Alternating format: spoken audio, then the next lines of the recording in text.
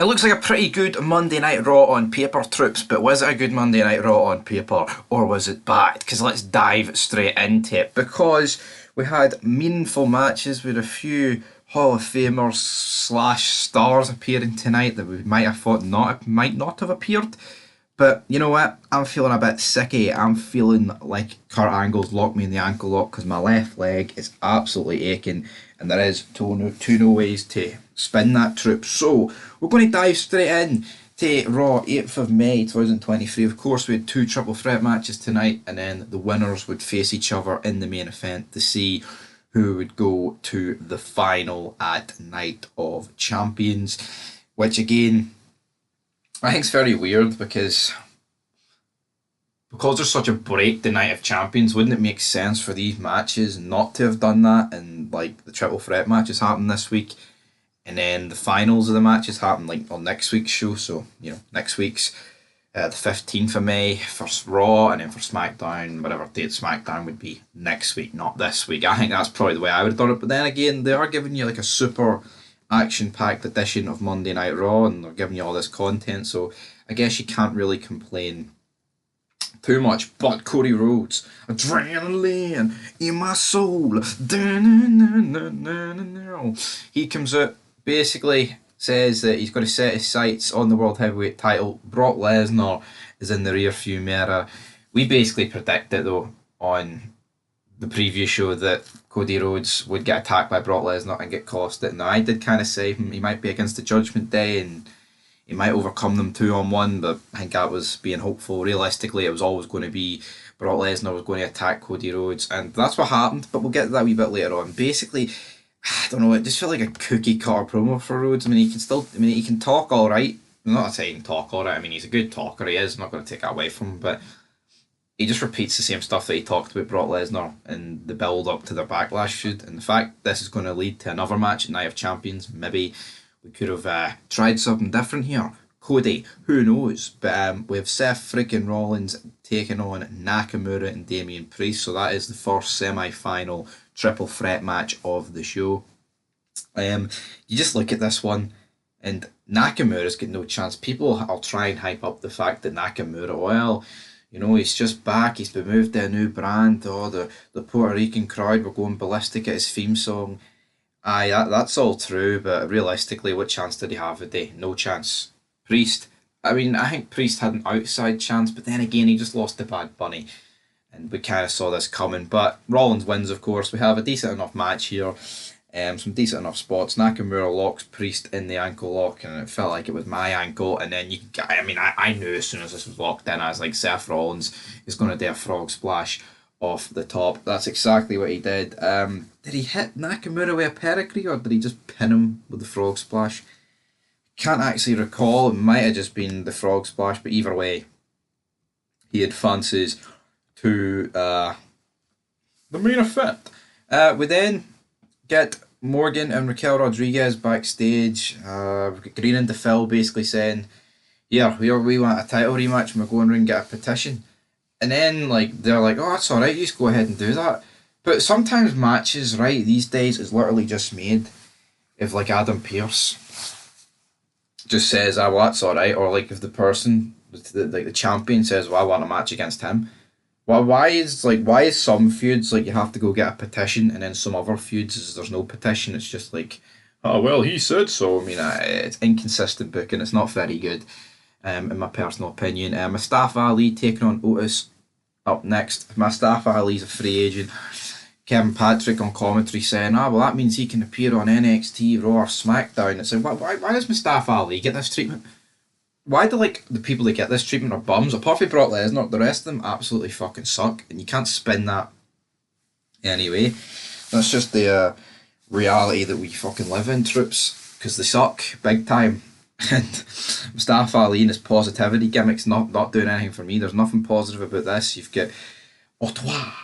You've got what's his name? Chad Gable and the woman Maxine Fradobry.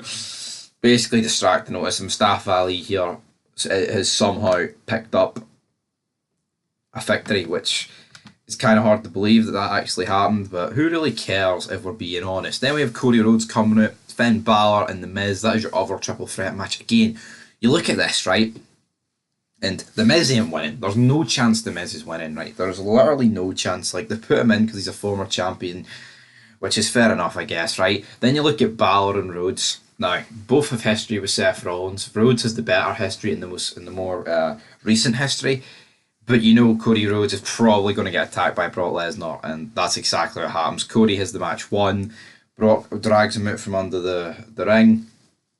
Hits it F5 on the outside. Finn Balor does the coup de grace on The Miz, and then he pins The Miz, and they're like, oh, Finn Balor, he's going to have to buy Brock Lesnar a few pints after this show, because that was an absolutely epic showing from Brock to help Finn Balor in the Judgment Day win that Dramata matchup, fella.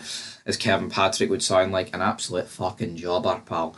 He did. I don't like Kevin Patrick. I think his voice goes through my skull. It happens when Becky Lynch speaks. It's like, fucking hell. No, we do not want you speaking. Alright. Then after the match, Brock Lesnar picks up Cody, F5s him through the announce table, starts going, you want to talk? Cody, you want to talk? And then, like, zooms in on Brock Lesnar's face. He's got the massive scar with the stitches in his forehead. He's got massive black eyes. Like, you want to fucking talk? Well, I want to fight. Come on, Cody, fight. Fight. And then he starts screaming down the camera. And then the cameraman's like absolutely bricking it, which I guess no wonder, it's Brock Lesnar, so I mean, yeah. Then we have Rhea Ripley taking on Dana Brooke in a match. Basically hits the Riptide a few times and hits her prison, a submission's called prison tide. I know it's Riptide, but what's the submission called? Prison tide? I don't know, but basically she's toying with Dana Brooke here. Do we care? Not really, right? Really, really, really do not give a monkey's ass at this current point, if we're being honest. But yeah, Dana Brooke eventually taps, the referee can't break it up, and then Natalya's music hits, right? And it's like, see, I mean, I'm not the biggest fan of Bret Hart, but he's still a legend, right? And his music's fucking iconic when he comes out, the purple and black. He's a great guy, right?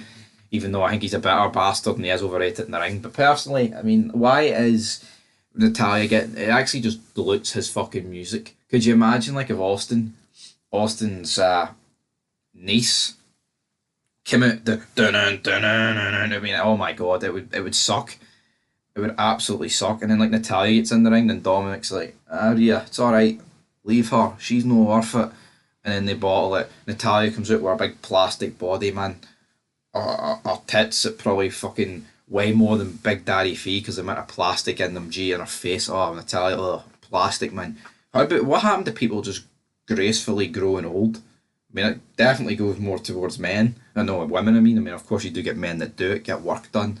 You look at like Simon Cowell, I think Stallone's had a bit of work done, but I've seen you look at Stallone, the work done doesn't look as bad as women. Like, I mean, and Stallone's like 75, but you've got women here, right, that are like, look at Charlotte Flair, not even 40, she's like, what, 35, 36, and 34, whatever age she is, and it's just, it looks horrendous, man. Honestly, feel sorry for these people. Then we've got the Way backstage. Green and the Phil show up and say, right, do you want to sign this petition? They basically say no, and then they say, oh, Dexter Lumis, you need to start smiling, you're a bit of a creep, and he's just sitting there staring, not blinking, which I thought was kind of funny, but I mean, it's hardly the greatest thing that I've ever seen on Monday Night Raw. But anyway, we move on. We've Kevin Owens and Sami Zayn taking on Ludwig Kaiser and Giovanni Vinci, amigos. Again, I don't even know if Walter was out here, but they were trying to hype up on commentary that Walter, the ring is his temple. The ring is where we fight. The ring is where we wrestle. I'm just not for Walter, right? I know they gave him like, what, 75 minutes in the Rumble, but did it? I don't know, I think he sucked personally. I mean, I think Ludwig Kaiser and Giovanni Vinci suck. I mean, Giovanni Vinci was doing alright on NXT before he got called back to reunite Imperium. And yeah, like literally all they're there for is to pick up defeats in these sort of matches, and then also you've got like a 6-man tag that Walter's involved in, or Gunther, whatever the fuck his name is. I don't give a shit what his name is. Right, they're just there to pick up the pinfall when he's in a 6-man tag. Anyway, talking to NXT, well actually if they talk to NXT, Kevin Owens and Sami Zayn win. And I guess we've got to move on. Then it's Zoe Starks makes her entrance. She's making her Raw debut. I can't even remember if she actually was drafted or if this is like just like a free agent sort of gimmick. I actually can't remember. She might have been, but honestly, it's eluded me in my memory. She takes on Nikki Cross. To be honest, the match goes too long. Like, Nikki Cross is a fucking nobody, right? An absolute bum. My name's Nikki, and I'll wreak a pishy. Why is Zoe Stark, right? I mean, I'm not even a fan of Zoe Stark, but see these people for NXT, see if you're going to call them up, man, have them look strong, unless they're against, like, I mean, I'm not saying you can't look strong if you're against some, like, main eventer, but Nikki Cross is a bum. Like, what good is it if Zoe Stark debuts in the main roster and has like a 6 minute match? Where I know the clip's 3 minutes. I didn't watch the full show because God help anybody in the UK staying up for 3 hours and 15 minutes to watch Raw. But like realistically, like this match probably went a decent amount of time because the clip's 3 minutes. So with that, she wins obviously, but again, I think she should be absolutely demolished. We have Nakamura backstage. The Miz is like, Nakamura, you jobbed out, son. Miss Gay Nakamura, you jobbed out. You didn't win your triple threat. And he's like, but neither did you, mate. And fair enough, they didn't. They both, they both got pinned. It's not like they both, other ways they got beat. They actually both get pinned. So not exactly spectacular. And like I said, that Liv Morgan promo where she's backstage, I don't, was it on Raw Talk? Like, they're gonna sign a petition. Well, we're ready for any. I fucking hate Liv Morgan, man, and big bionic shoulders. Raquel Rodriguez, I hate them all. Damn it. We also have like clips for Raw Talk that I might as well talk about with Mustafa Ali backstage with Byron Saxton. It's basically a case of, I'm Mr. Positive. I'm going to keep on winning. Who the hell? What? So, like, see people. You actually see people talking about this gimmick on Twitter that Mustafa Ali has. You see, if you didn't go on Twitter or you didn't watch this Raw Talk thing, you would not have a fucking clue this was his gimmick. That'd be like watching the Attitude Era, right? And you don't watch, like, you don't go on WWE.com or read the magazines or whatever back in the day, right?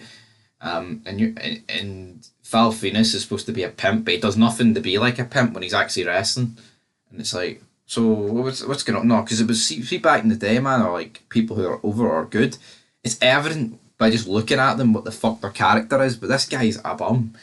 And that's the bottom line. Trish Stratus comes out. I'm just not buying this feud. As great as Trish Stratus is to look at, even though she's a bit duck looking and a bit plasticky, it doesn't change the fact she's a Trish Stratus. You get me?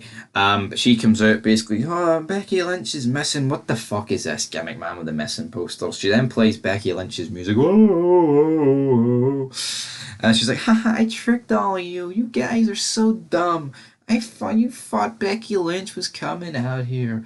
My daughter wanted a doll. She wanted to call it Becky Lynch. Well, too fucking bad, Trish Jr. And then the music hits. She's like, no, guys, I've played the joke. And then Becky Lynch gets in the ring, hits her with a Beck Exploder. And she's like, with an Irish accent, Trish. Top of the morning, Trish here. That's me back, eh? I'm the man, Trish. I'm here. I'm no missing. I did a really good one for Kevin Patrick, but I don't know what happened there.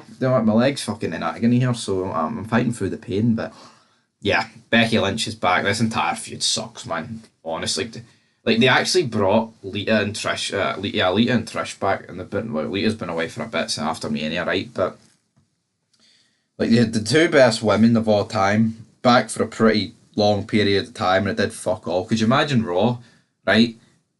If Rock and Austin were back for like 2 months, how much fucking better it would be if they were on like every show. Jesus. Talking of stars, Roman Reigns' re-hype promo package for him returned to SmackDown on Friday.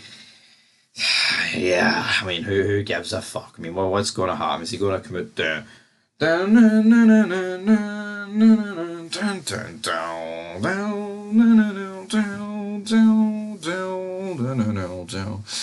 Is that what's going to happen, guys? Roman Reigns going to come out and probably bore the tits clean off us. Yes, that's probably what's going to happen, if I'm being honest. And then we have Dominic Mysterio against the Xavier Woods. Xavier Woods gets beat by Dominic Mysterio. I just don't give a fuck. Yes, it's a roll-up. Oh, Rhea Ripley kind of distracting him, man. Xavier Woods is interviewed back. He's like, I'm alone now. The Judgment Day are a faction. They're going to see that Xavier Woods is not to be messed with. I'm a real deal. I've worked my ass off. I'm a hard worker. I see this WWE gimmick and wrestling gimmick in modern day where it's like, well, I've worked my ass off. That doesn't mean fuck all, Shiv your Woods, mate. You've worked your ass off, right? And you've been given so many tag team title reigns and like mania roles and like these matches. Look at people that have also worked their ass off but never amounted to anything, like a fucking Stevie Richards. People like that who didn't really complain. They went and did their job, and here's Xavier Woods. I hate when they play this card like they're entitled to stuff just because they worked their ass off. What? And he's fucking lucky to have half the stuff that he's seen. We then cut backstage with Kevin Owens and Sami Zayn. This was weird. Kathy Kelly trying to interview them, and then Owens like walks away mid interview just to get a chair because he's a fat bastard. And Sami Zayn's like, "What you doing, Owens? That's pretty rude." And I was like, "Yep, you know what? That was pretty rude for him." If I'm being honest, I thought it was quite rude. And they're like basically just talking about how they're going to keep a hold of these undisputed titles. I'm going to be interested to see what they do with these titles because like SmackDown don't have like tag titles now. I mean, to me, I think brands. It's a weird one because Raw. I think Raw would rather have. Well, it would be better for Raw to have the tag titles because it's a 3 hour show and you get one more title. And if you look at SmackDown, you've got the US title and Reigns, but Reigns is never there, so that's the problem. It's like on Raw you could have 3 titles, but they're always there. But then on SmackDown, you've got the US title, but Reigns is never there. It's sort of a dilemma like that you're stuck with, but yeah, don't really know how they're going to do it. But eventually, guys, we did get to our main event with Seth frickin' Rollins taking on Finn Balor for the World Heavyweight Championship title opportunity, man. And yeah, I mean, there was a couple of decent spots. Like you got Finn Balor doing the powerbomb to Rollins. He's like, how does it feel? How do you like how it feels, babe? Because of course he injured him at SummerSlam 2016. And again, I like stuff like that when they keep it like they rely on. I'm not saying they were heavily rely on the past here, but you know what? It's better to play up and stuff like this than not to do it, and I feel like this was a good job. But the match, you get Seth Rollins basically gets his arm hurt by Balor, but when he goes for the pedigree, he does it one-handed, but he manages to hit the pedigree, and then he hits the stomp. Seth Rollins defeats Finn Balor, and yeah, he will go into the final from SmackDown. I think he'll probably take on Bobby Lashley. I mean, Edge and Rollins have history too, so maybe that'll be the match, but I'm not really 100% sure about who will win on SmackDown, but like, I think Raw was pretty obvious. I think you knew that Cody Rhodes was probably going to get attacked by Brock Lesnar.